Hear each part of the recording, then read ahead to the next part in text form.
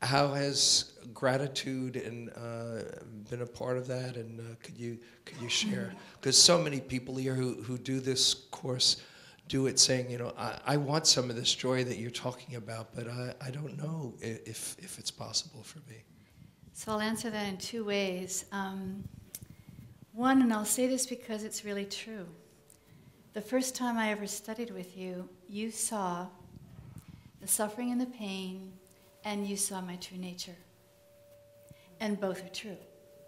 And that was how I could trust this path, that there's room for the suffering, and there's also room for the true nature.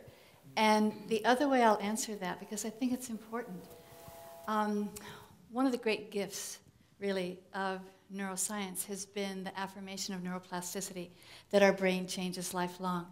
And I was talking to Maurice before we got started, that the thinking now is, given our evolution, the human brain taken 200 million years to evolve, given our genetic template, which we have no choices about, given our family of origin experiences and early conditioning, given the norms and expectations of our culture and our society, who we are and how we cope is not our fault.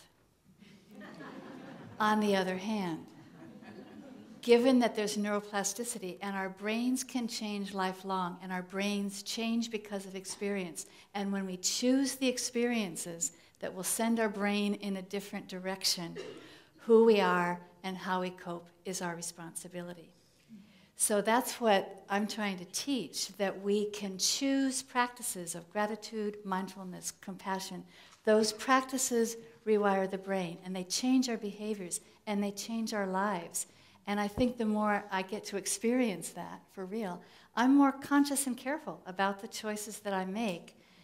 I can sense what's going on, but I can make a choice to practice gratitude or practice a self-compassion and shift my state and come into more of a sense of well-being.